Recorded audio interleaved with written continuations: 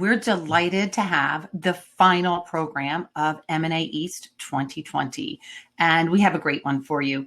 First, I'd like to really share my appreciation to both Steve Brady of Witham and Stradley Ronan, who you have an opportunity to meet shortly, for supporting this year's virtual M&A East conference. And I'd like to just kind of preface this session that we're offering this afternoon, The Rise of the Operating Partner, Growing Relevance in a Pandemic World, by saying I'm delighted to introduce to you one of my favorite ACG folks. Many of you may know her already, Pam Hendrickson, who graciously agreed to moderate for us today. She is the Chief Operating Officer and Vice Chair of Strategic Initiatives for the Riverside Company, and we are delighted to have her join us today. So Pam, if you'd like to join me on stage, we can get our show going this afternoon. Thank you.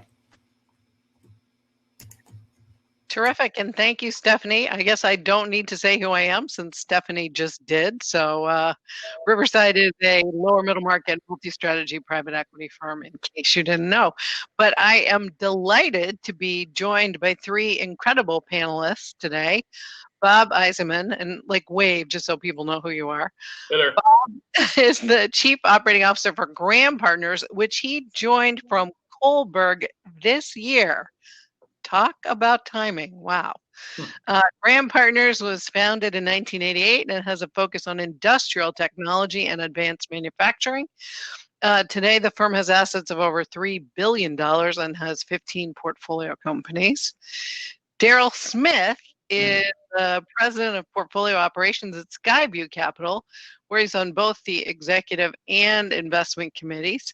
Skyview is a privately held investment firm that unlocks unrealized potential in businesses across a wide variety of sectors. I think that's a really polite way of saying turnarounds, but tell me if that's wrong.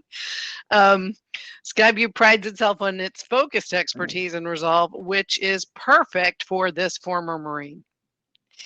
And Jack Dempsey is the Senior Vice President for Strategy and Portfolio Operations at Norwest Equity Partners. Jack joined Norwest from McKinsey, and while he shouldn't be confused with the famous boxer, this crisis may have turned him into one. Norwest is a private equity firm that was founded in 1961, and it makes equity investment size between 30 and 250 million. Norwest portfolio currently has 22 companies. So, gentlemen, let's get started. Obviously, huge crisis, especially March, April, May, when all of us couldn't have predicted this. So, Bob, you were in China during SARS, and there must have been some lessons that you learned there that you could apply early on in this crisis. Maybe you could talk to us about them. Yeah, sure. I was running operations in China, about 10,000 people, 142 branch locations, and 8 big manufacturing facilities. So, when SARS first hit, kind of in the middle of my 6-year tour of China in 2002, 2003, we really didn't have a game plan or a reference really to understand how to respond to it. So we kind of made it up as we went along. What we realized after we did our debrief when it was over was that we learned really, 4 basic things. The first one was, identify a fact base, a baseline of data, and stick to it. So, the media is going to be, all over the place, lighting their hair on fire, putting it out with a hammer, and you've got to really be consistent with what you're showing your teams. So this time around, we're using the McKinsey data, probably like a lot of people are, A1, A2, A3, B1. But whatever it is you decide to standardize around, standardize early and just stick with it. That's number one thing we learned. Secondly, and everybody's done this, I'm sure, over-communicate, not just to your employees, but to your customers, your suppliers. And it's not just communicating. We learned it's got to be a predictable cadence. If it's 10 days or it's, early on or it's every, month as it goes on. The customers in particular really appreciate an update of how you're doing. Is everything okay? And more importantly, are you going to be okay long term? So that's number 2. Number 3, and this was something that we learned the hard way, but in China at that time it was very difficult, kind of like it is now, to get a labor pool that's good and consistent across all of your companies. And we learned really protect your labor pool. This wasn't a liquidity crisis this time around like the financial crisis was, but during SARS, and I think during this, what we saw was, we spent millions of dollars training up our teams, both in standard work and really how to apply that standard work and a know-how. And if you furlough them or you let them go, particularly in China, they go back home to their province and you'll never get them back again. And it's just sunk cost. So we did a couple things. One was, we said, okay, we're going to try to keep everybody we possibly can in the locations that they're working in. And it's going to cost us a little bit of money, but it's, from an opportunity cost standpoint, a lot less than trying to find other ones that are going to retrain them. That's number one. But then we said, okay, what are we going to do with them? And we actually engaged the government of China and said, look, how can we be helpful? And we put all of our teams to work across China, opening up hospitals. You may not think that's a big deal at the time, but I will tell you, we didn't lose one venue in the Olympics in 2008 because of that. So, people remember. It was a big lesson learned for us. And lastly, we really learned that you've got to improve your response times to customers. If your customers are used to hearing from you in 24 hours, cut it in half. Okay, if they're used to hearing from you in 6 hours, cut it in half.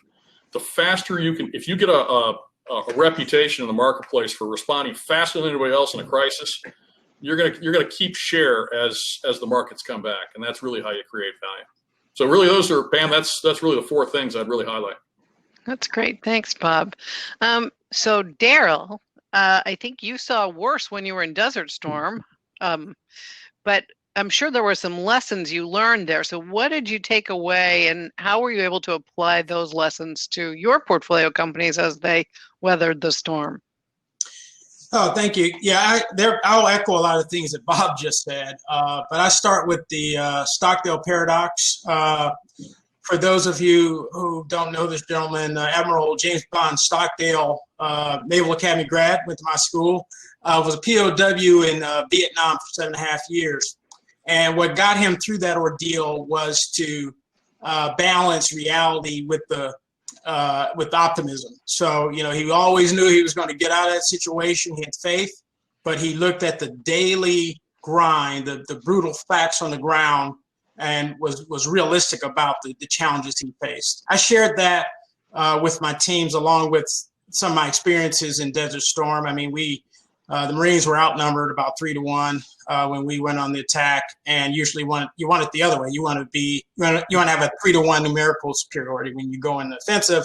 So we knew as Marines that we were going to get through it, but the facts were we were outnumbered. So we were always clear that we were in a tough situation, and but we knew we would get through it. So I shared that story with my management teams. A couple of times we faced some pretty difficult circumstances. One of our companies has operations in 16 countries, 35 sites, and sites were shutting. It's a call center business. They were shutting down left and right. So we had to get ahead of the problem, send everyone home, again, take care of our people, Bob, and just make it happen quickly. We couldn't stand around and be indecisive about it. I think as much as we'd like to have all the facts, the second point I would make is that, as is the case in war, you don't always have them. You got to be comfortable making decisions with ambiguity, and not making a decision is a decision, right? So it's important that it was important for me to get my leaders to be decisive, to don't worry about making mistakes. We're going to fix it. If we you're going to make a mistake, make one that's not going to kill your business. But don't sit around and overanalyze things. Do your fact finding, do your analysis, but make a decision. It's critical that we do that. Communication is key. I think Bob hit on that very well, both to customers and to employees. And it's also important to give everyone some idea as a leader of your intent. We call it commander's intent in the Marine Corps. People need to understand that, here's where we're going directionally. We may pivot and shift, but you got to be able to give people some general direction so they can make decisions in a fast-moving environment. So those are the lessons I learned and shared with my teams. Great. Thank you. I'm very empathetic to that, Daryl, because my grandfather was a fleet commander during World War I, and I remember him saying when I was a little girl, the boat can't keep going around in a circle. Pick a direction, even if you're wrong.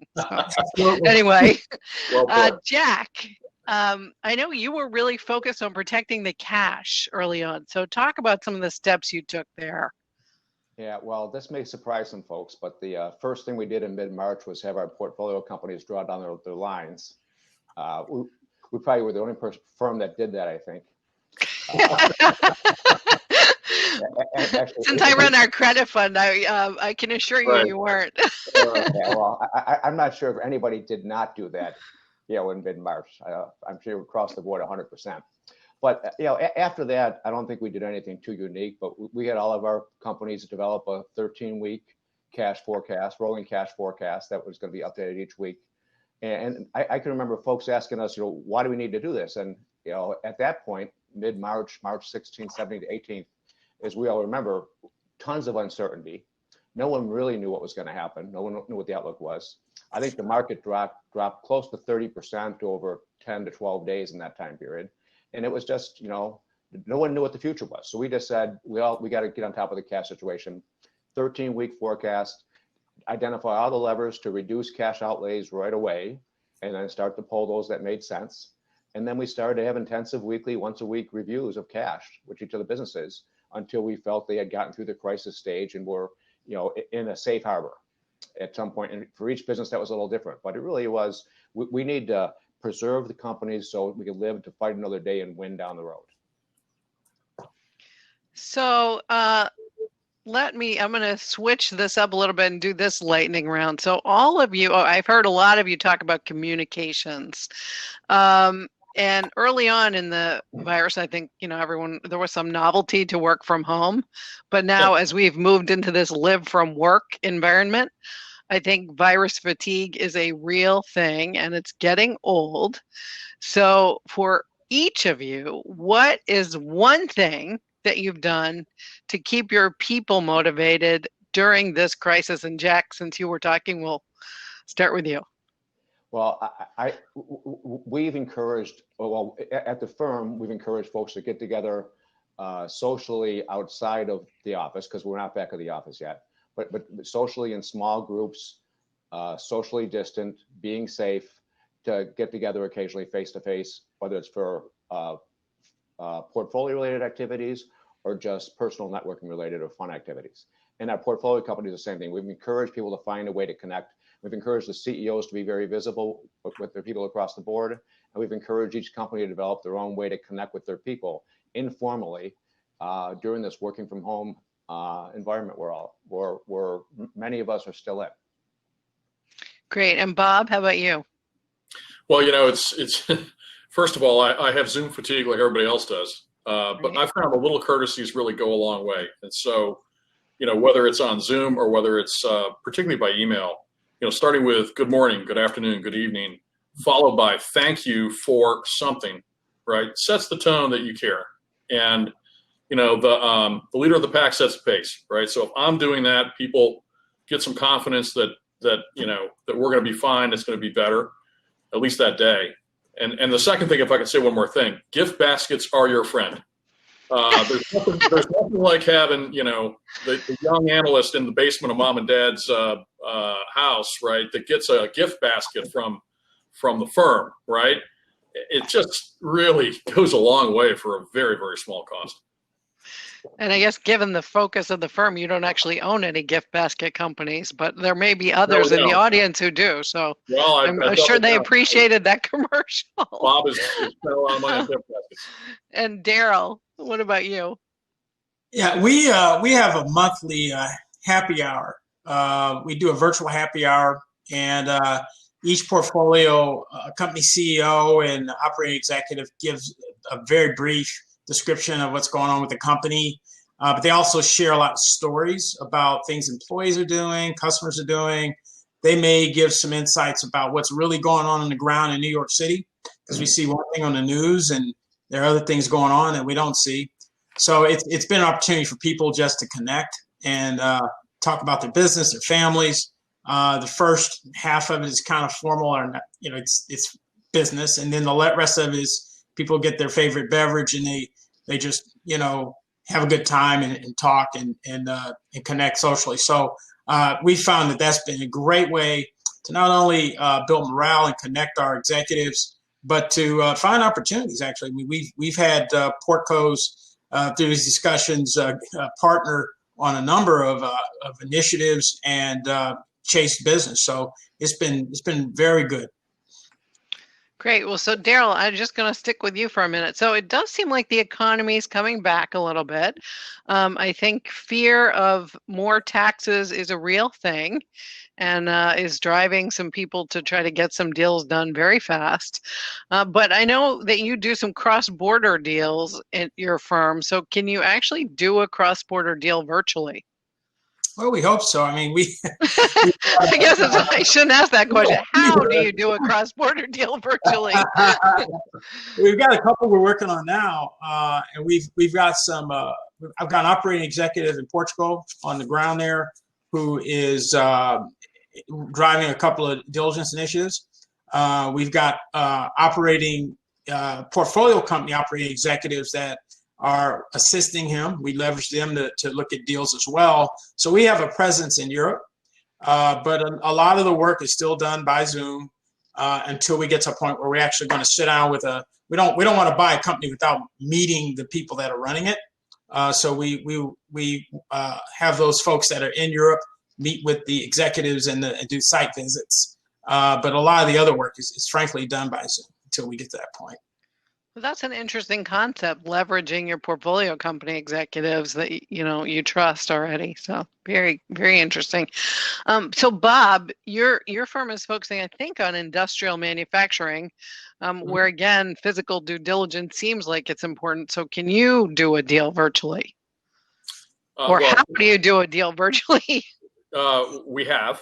Okay, during this time frame, and like Daryl, I don't think our financial or operational rigor has fallen off at all. I think we thought outside the box. We figured out ways to make it work. If you can't be at a facility and you have to look at the operations, we'll have somebody take a video camera in there and video camera everything for us to look at it.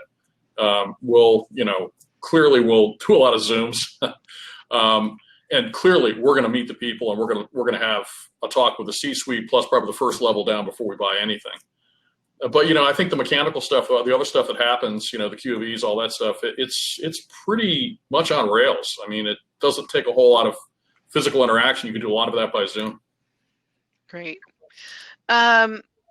So, Jack, you're really working on strategy, and particularly, it strikes me that when there's a bolt-on strategy or a roll-up strategy, it might be harder to execute in this environment. What have you found?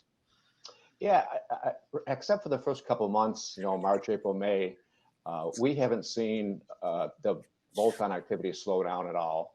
Like Daryl and Bob, there's diligence, there's different ways to go about it, but you got to keep the same rigor. But we're seeing the same amount of activity. In fact, might even be some increasing. Mm-hmm. Both you mentioned the tax law changes, but I think some businesses have been hit hard, and they may be thinking about it's time to do exit. And I think some people who are very happy with doing what they were doing 2 years ago woke up in April and said, I'm not enjoying this anymore, and it's time for me I've been thinking about exiting. Maybe now's a good time. So if anything, activity is picking up, and it's just a matter of, as Bob said, keeping the same rigor and discipline, having high standards, and there's different ways to get to the same answer using technology. Great. Okay, so now this is a really serious lightning round, which is, when are we going to go back to business as usual? And I would like the month and the year, starting with you, Daryl. Okay. I mean, I think it's probably late 2021. So I'm going to say December 2021. Okay, Bob. September 2021. Okay, Jack. Well, you mean business as usual, like in 2019? Yeah. I think answer is never. I think there's a very good chance this virus is really never going to go away. We're going to have to learn how to live with it. Hopefully vaccines and treatments will minimize the health challenges. But unless it mutates and disappears like the Spanish flu, it's really about learning how to live differently with the flu and with both the annual flu virus and the annual COVID virus. Now, when do I think I'm going to be comfortable eating indoors at a restaurant, a crowded restaurant, or attending a crowded concert or a sporting event, or sitting in a gym movie theater? my month and year is July 2021. Okay. All right. Well, that's good. That's good. All right. So we heard July, September, and December. So everyone has to remember that, and we'll see who was right. So, Jack, we might as well stick with you here. What should firms be doing or portfolio companies be doing now to prepare for that future, whatever it may be? So you mean for the July 2021 future? Well, July 2021 and beyond. Right. Well, I think we talked earlier about the need, about the crisis time. You know, all three of us shared examples of what we learned during the March, April, and May crisis timeframe. But once companies have stabilized their finances and are through the crisis moment, it's time to pivot to offense. And I think the biggest winners coming out of this COVID crisis are those that are going to take advantage of the uncertainty and the chaos around them and really move to offense. We've already discussed add-ons. That's obviously one opportunity that's going to continue to grow. But think about taking advantage of maybe competitors who may have been weakened or are still hunkering down and maybe not delivering the customer service or the supply chain performance. How can you take advantage of that? Think about talent, right? Are there great salespeople or engineers, software product engineers or technologists that might be available to be picked off to join a portfolio company that might have been very content where they were back in January of 2020? Think about acquiring new customers that have been let down in the crisis over the last year. And maybe they were single source before and they were let down by a supplier, or maybe they've seen suppliers' customer service deteriorate. Think about competitors that have lost salespeople, and maybe those salespeople free up customer relationships that weren't available. There's a lot of opportunities there. Same thing about new channels, or think about new product lines or acquiring product lines or brands that maybe someone has to generate some cash, so they're willing to license a brand or sell you a product line. Think about going on offense. I think if you're not going on offense and your competition is, you may end up being on the losing end of this COVID crisis. That's good advice. Bob, anything to add there? No, I think, look, protect and enhance your labor base. That's key. New product development I had down a couple times, Jack, and I think that's right on. I mean, bolt-ons are an expensive way to get a new product line vis-a-vis doing it yourself. But that process, given that you have time to really turbocharge that, if you can get that done in this time frame, even from now till, let's say, earliest of July, absolutely critical. And the last thing I'd just say is probably seamless communication. We've learned a ton about communication in this pandemic, and the ability for us to continue to do things the way we were doing it in the pandemic. So no one-time business trips, or one-day business trips. Really reduction in process waste. I think that's critical that'll drop right to the bottom line as we come out of this. Great. And Daryl? Yeah, I'll echo their comments. I mean, I think we've already started doing some of these things, and that, very early in this crisis, one of our companies realized that it's a food company. The restaurants were closed and weren't coming back anytime soon. So they developed a product that sold to a big box company, and they're killing it. And all they're doing now is trying to figure out how to improve their margins and to scale more profitably, bringing in equipment and stuff, trying to reduce their labor. So we're very focused on that. I think bolt-ons, similarly, we've seen competitors that are in trouble. There are things that they're doing that we like, and technologies and customers that they have that we like. We're trying to figure out how to buy them. And I think as we have been forced to use technology more, we're going to continue to find other ways to leverage technology to drive down our costs and do some things to make our businesses more competitive. I mean, it's been said, never miss an opportunity to take advantage of a crisis. We can do it to gain market share, but also to change cultures within our companies. As they become forced to use technologies, maybe they become more comfortable in learning how to use additional ones. If they're using Zoom today, there's probably a dozen other tools out there that they weren't using before that they are starting to use now. So we're using this crisis to to drive some change that perhaps we wouldn't have been able to drive in a normal environment. You just made me think of something else, which is, have supply chain or fulfillment issues been a challenge for any of you? Does anyone want to speak to that? Raise your hand. Yeah, I mean, if you get anything from China, you got a problem, and if you sell to China, you have a problem. So we've seen some challenges there. A lot of those are behind us, but absolutely, I would imagine in manufacturing, that's got to be a huge issue. I was once associated with a company that is in the oil and gas industry. They are just struggling because they get some parts from China. And of course, we've got a global oil market. So I think that definitely, this has been a challenge for some companies. Anybody else? Yeah, look, I think that in the early days, I think supply chain disruption was pretty prominent, but most people work through that. It depends on if you have a China for China and China for Asia strategy or China for the world strategy.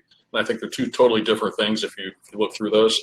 There's ways to solve them both. And I think most of the operators, like we have on the screens here, have been through multiple crises like this. And we kind of just took out the playbook and used what we did last time, and it seemed to work okay this time. Great. Here's a question from the audience, which says, so while all of you said you could complete due diligence virtually, are you concerned about how you will integrate a business after you've done that due diligence? So, Jack, since you had the bolt-on question, we'll start with you. Yeah, well, clearly, once again, it needs to be done differently, right? There is a need, and Bob and Daryl referred to this, but you need to meet the people. So if a portfolio company is doing a bolt-on or a couple of bolt-ons, they need to go out and spend time on the ground. They need to either to communicate, they need to share with the company's vision and the rationale for why we're doing this. That has to be done. The initial one has to be done in person. That can't be done over Zoom because nothing beats in-person, face-to-face communication. But after that, a lot of things. So July is going to be great. Well, hey, there are still people traveling to visit businesses and to do things when they need to. We're working on a couple right now where they've been, the portfolio company executives have been on site with the company as they're doing diligence, and they're going to have to go back out on site to start integration. But once there's a plan in place, and once the initial relationships have been established, and everyone knows what they need to do, then it's about executing. And a lot of the execution can be done virtually with the technology we have now. And Bob, what about you? Yeah, look, I'm not very concerned. I mean, we've always had a view that products, facilities, people, and processes are really the 4 areas for integration. 3 of those, I think, are pretty easy to do remotely. The 4th is going to take a little bit more time and effort, but it usually takes through integration at least a quarter to stabilize a company. If it's a fairly simple one, it can take a lot more if it's complex. And you really can't start true value creation until you get stabilized. So if anything, I think it just adds a couple months to stabilization that hopefully we can pick back up somewhere during the hold period. Great. And Daryl? Yeah, I think, it's certainly something we pay a lot of attention to. Most value in mergers is destroyed because of poor integration planning and execution. So we take it fairly seriously here. We actually added an executive to our team that's his primary focus is thinking about integration for all our bolt-ons. So he's not only involved in diligence and planning, but also working with management teams and working with our operating executives, ensuring that we execute well integration in this challenging environment. But the fundamentals are the same. We just think that some of the cultural things that you might have managed easier in the normal environment or pre-COVID environment could be a little more challenging. And those are the kinds of friction points he's really focused on. So just a reminder to the audience that I am looking for questions from you all. So to the extent you have some, please feel free to add them in here. But in the meantime, So one thing that is for sure, whether it's July or December, is that the future is very uncertain. So do you think that there will be some permanent changes in how businesses do business in the future? Bob, in particular, are there going to be some permanent cost reductions, in your opinion, as a consequence of this? Well, I think, with everybody using, different types of communication, Zoom or whatever you're using, right? People have realized that you can increase direct connection on a force multiplier basis. I think that's going to result in a lot flatter organization structures. You get on some Zoom calls, you got a whole bunch of people there, and you're talking to maybe 4 people, and you wonder to yourself, I wonder what the rest of the people are really doing here. And I think over time that's going to funnel down. There's going to be some tough and good decisions made. It's going to be an altered workforce, clearly, right? People working from home is now the norm, and I think that won't necessarily swing back all the way. It'll be somewhere in between. But the whole idea that somebody's got to move to a headquarters location, be part of the team, has been blown up. I mean, we're doing it from 100 different places. So that's going to be significantly different. I think the biggest cost savings is going to be in T&E, right? Travel and entertainment. I mean, we're getting stuff done. In fact, there was just a study out that doctors prefer to have pharmaceutical reps contact them by video or by phone, not in person. Not surprising. A lot of angst. You can hang up. People, but I think that's kind of what I'm experiencing also. I get a lot more done. I have very short meetings, but my connectivity is actually good, maybe better than before, and certainly my productivity is good. That's great. And Daryl, do you think that teams are going to be different once this pandemic has passed? Yeah, I think they'll be stronger. I think you can't go through something like this without becoming stronger. I think the trust level between teammates has got to be much stronger than before a crisis. You don't have time to check each other. You just got to trust folks that they're going to do what they say they're going to do.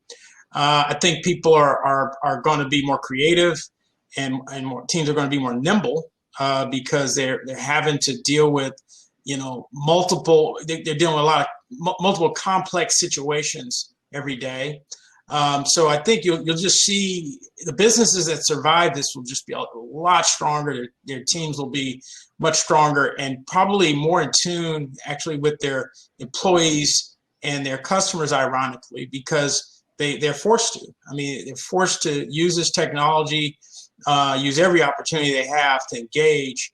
So I don't think they'll take it for granted anymore. You don't just show up to the office and see everyone or go visit your customer. You recognize that every opportunity you have to meet with folks and engage with them is very important and valuable. So I think everyone comes out of this stronger. Great, Jack. Anything you want to add? No, I want to reinforce a couple of things that both Bob and Daryl said. But I think the travel and hospitality industries are changed forever. I think business travel may take decades to get back to where it was prior to February of this year, because it's a lot more productive to do a 2-hour Zoom meeting from Minnesota than have to fly to San Francisco, spend the night, do a 4-hour meeting, and fly back for a half-day meeting. You get it done in 2 hours versus 2 days, and it's a lot cheaper. And I also think related to all this, as Bob said, this remote work and work from home, I think commercial real estate is going to have a lot of pressure on it, especially urban commercial real estate over the next decade or so. Yeah, agreed. Another question from the audience. Do you see earnouts being included in more deal structures? And in general, what's your view of earnouts? Who wants to start? Oh, we love earnouts. We really believe that that if you can get a seller to share in some of the risk, if they're projecting huge sales growth, they ought to be able to structure an earnout. So we love them. Some of my partners say it's like truth serum. Yeah. Right. It's really good when they go well. Yeah.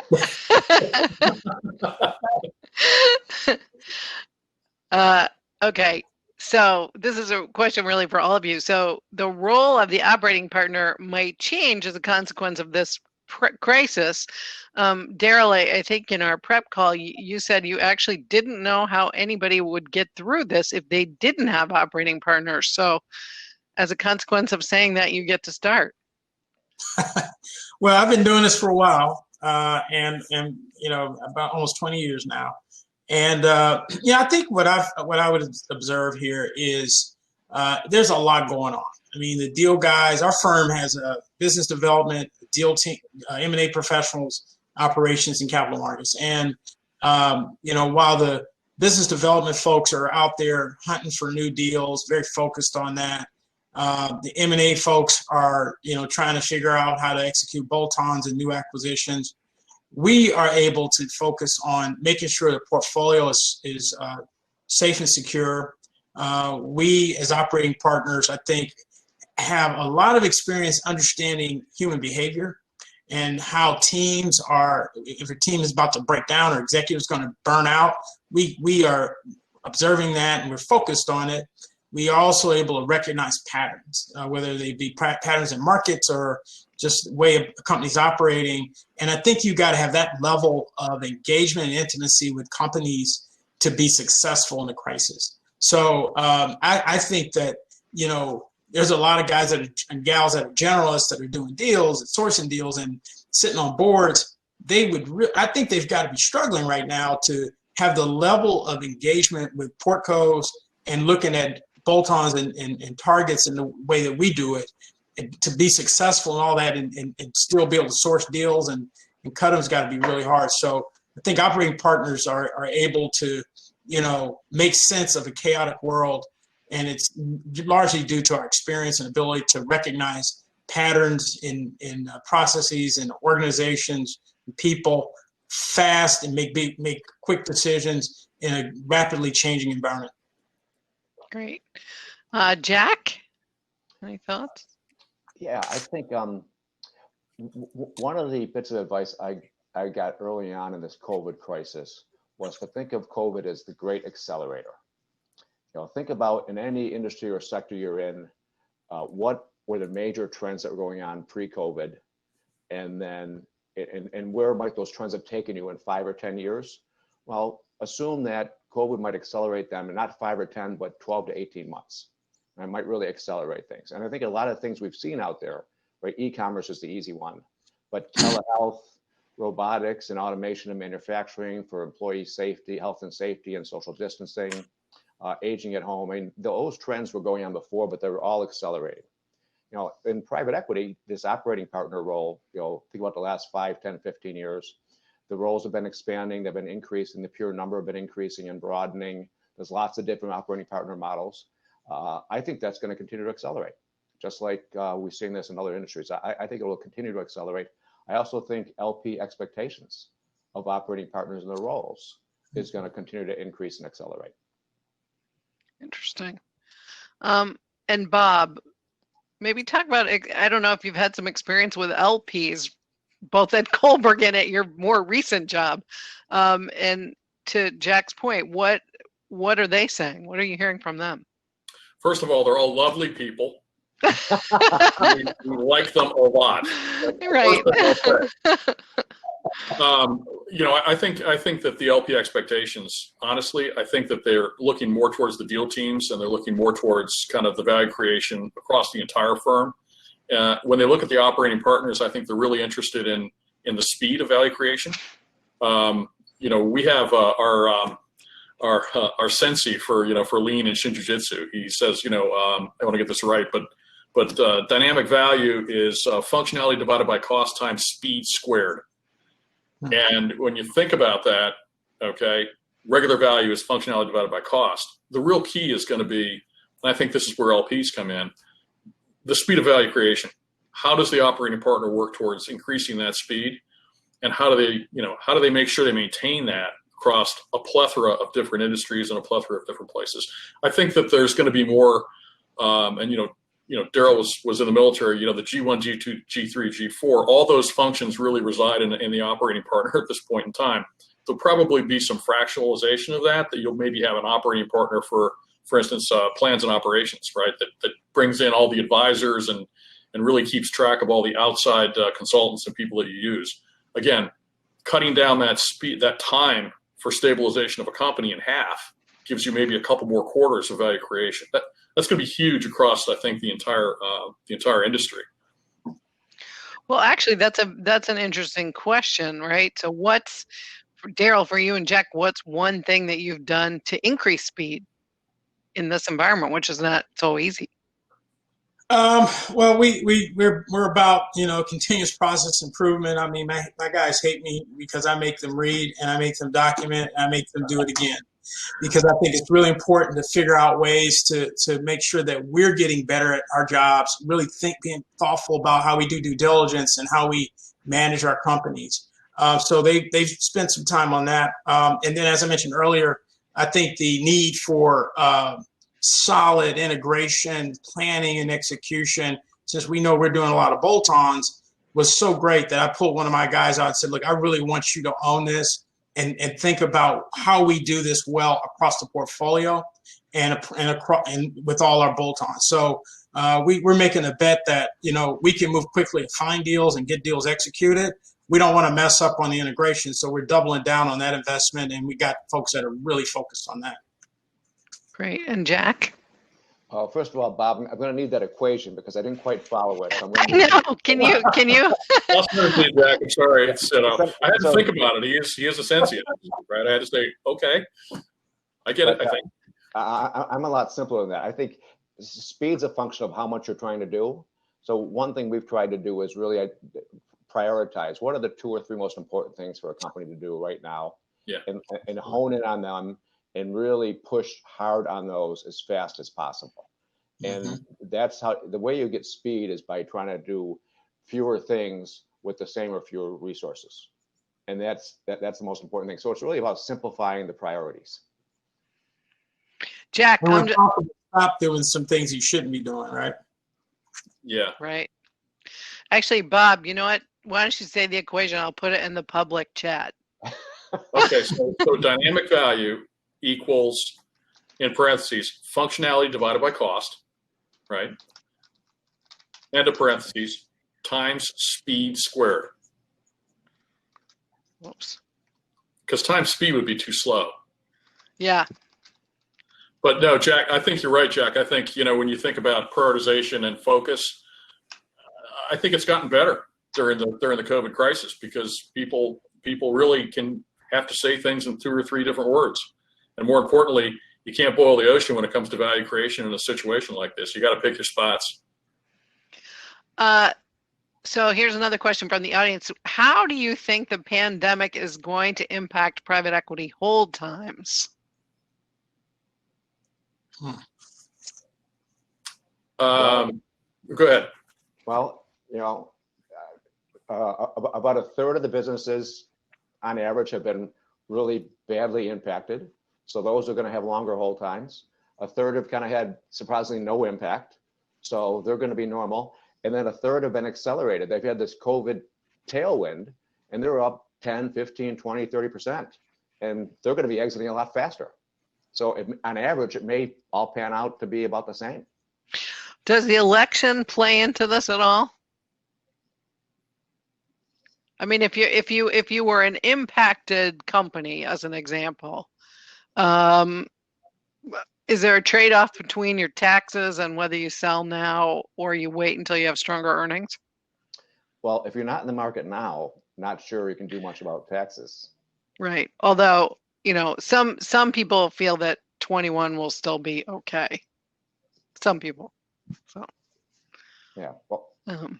Well, I think the other piece too is, we talk about taxes, that's one piece. Tariffs is the other piece. I mean, if the tariff situation changes immediately or soon after, that's going to be a big tailwind, I think, for a lot of people that had to really put some onerous things in place to make sure that you kind of avoided some of the pieces. So, I think it's a double-edged sword. It could go either way at this point. Right. And also stimulus. I mean, the people that think that, Biden's elected, that there'll be a lot more stimulus. So that could present opportunities for portfolio companies and for sellers. Sellers may hold if they think that they're going to be able to benefit from the stimulus and get a higher valuation. So the answer is future uncertain. Well, Or the same. Who we are, right? yeah, That'd probably be our answer incidentally if it were not COVID. Right. That's probably right. I'm a big believer in, you got to control your own destiny. Control what you can. Really, identify what you can control, identify the levers that will impact that, and push really hard where you can. And don't spend a lot of time sweating stuff that you have no control over. Here's another question from the audience. What are your thoughts about harmonization across the portfolio? I'm not 100% sure I know what the person means by that, but harmonization across the portfolio of big projects, for example. Anybody want to take that? Oh, this is with regard to procurement. The person just clarified. Thank you, David. So, Well, Bob, Go okay, ahead. Daryl, go ahead. Opportunities for that. So I'm not sure I can speak to it. Our companies aren't able to take advantage of many opportunities to pool their spend. We have an operating partner that's only doing supply chain management and real estate, and that person is. And if you think about one of the levers to pull as soon as you possibly can, it's going to be PPV and obviously consolidation of anything from a real estate standpoint you can, right? So that's a really big opportunity, I think, and early in the hold that you can actually get a good W. And that's why we've got a person, kind of like Dara was saying, that is only focused on that. So, Great. so yeah, we are, and you're going to get best practices by doing that also. And Jack? Yeah, if we have businesses that we have best practices, I think others can learn from. We encourage portfolio companies to talk and share those best practices. We don't do a lot of leveraging across the portfolio. I mean, I guess I will speak for Riverside because we do own 75 companies, and we do have a pretty extensive procurement program on everything from healthcare to paper clips. So that has worked well and really hasn't been impacted by the pandemic. So unless there are further questions from the audience, I have one question for all of you, which is, what has been the hardest thing about being in this pandemic? Daryl, do you want to start? That's easy. I mean, for me, it's just not being able to see my people. I mean, I like interacting with my guys and gals, and it's difficult. As great as Zoom is, I mean, it's just, I haven't seen a lot of them since it started. So I'm looking forward to the day when I can sit down and see them in person. And Bob? I think it's probably just staying on top of the personal issues that they may have. We had to move my daughter's wedding by a year, and things like that. I mean, that just takes the kind of the wind out of your sails. And I think as senior team leaders, we need to understand what those issues could be for people and do what we can to help. Yeah, that's great. And Jack? Yeah, just echoing this similar theme, right? This whole idea of working remotely, working from home, not being able to see people in person, to both understand what's really going on in their lives and also to get, to enjoy the camaraderie. I feel really bad about the younger folks that have joined our firms, right? You do, your day one is June and you're working remotely, and if you were lucky, you were a summer associate, or maybe you met people during the interview process. But working remotely to get started is so hard. I think this whole generation of, the first year that they would get all this great benefit from being part of a firm, they're missing out on that, and you can't recover that. So I think that's tough.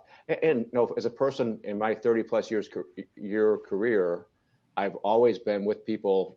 Even when I've been traveling, I'd be with people. The idea of working remotely has been just a really unusual, very unusual situation. And one of you talked about local teams physically actually getting together. So I was just, to your point, Jack, I actually went to Boston and took our analysts all out to lunch because similarly, I just felt badly that they had all started and, they were Zooming with everybody. So in mom and dad's basement, right? I've seen more plumbing. Oh my gosh. I know. Actually, I think that's been a positive, right? I've gotten to know everybody's children, everybody's pets, everybody's, whatever. Yeah. So if there are not further questions from the audience, I will wrap us up a couple of minutes early. And I thank all of you for joining us. And I guess, Chris, I'll hand it off to you. And that was a very nice zoom in you just did. Thanks very much. And thanks, Pam, and to all our panelists. What a really great, engaging conversation to wrap up M&A East in a virtual form this year. I'd like to thank you all for your participation and really tremendous insights. I think it tied the conference and a lot of the things that we've been hearing thematically throughout the 2 days of sessions, tied it all really nicely well together.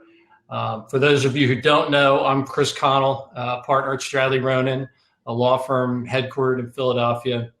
I'm a partner in our business group and the co-chair of our corporate securities and mergers and acquisitions practice. We're pleased to sponsor this panel with our friends at Witham. And after we wrap this session here, you'll all be deposited back into the ballroom. Networking will continue, so please feel free to stop by at the sponsor tables. Both Witham and Stradley's tables are located on floor 2, so please feel free to stop by. And with that, I think I'm turning it back over to Michael Jacoby from Phoenix for some closing remarks for the conference. Michael? Great. Thank you, Chris, and thank you, panel. Great panel and a great wrap-up. Really to a great 2 days. So I'm Michael Jacoby. I'm a senior managing director at Phoenix Capital Resources, which is a special situations investment bank, also headquartered in Philadelphia, and our sister company, Phoenix Management Services, which is a turnaround management firm. I am also the president of this fabulous Philadelphia chapter of the Association of Corporate Growth. And I can tell you that this, right, our 18th annual conference, is certainly one to remember. Our 775 participants participated in over 2,300 scheduled meetings. And I think everyone will agree that identifying industry and functional specializations definitely made these deal source meetings more worthwhile. So a nice little twist to things. We offered more panels than ever. And I don't know about you, but I thought this Remo platform was pretty slick, pretty easy to navigate. And at times, I almost forgot that I was at a virtual conference. So with that, I want to thank our 4 co-chairs, Pat Dolan with Delancey Street Partners, TJ Haas with Eureka Equity Partners, Brian McDade with Spring Capital, and Dan Mahoney with TrueSight. I also want to thank our steering committee members and all of the folks who participated on the 7 subcommittees. Certainly this year's conference was more than anyone would have or could have bargained for. And finally, I am very confident in saying that this conference would have not been the smashing success that it was without the dedicated efforts of our executive director, Stephanie McElwain, and her team, Jen Simons, Brittany Pilko, Murdoch Daggett, and Barb Srendenschek. And I also want to thank ACG Boston for their participation. Thank you. So with that, I plan to have a cocktail. You can see it here. And continue the networking. And I hope you will join me. We have until 7 o'clock. Each floor is organized around specific verticals. So again, you can make more meaningful connections. You can view the directory to the right of your screen. If your chat thing is up, you can just put it away and see the different floors.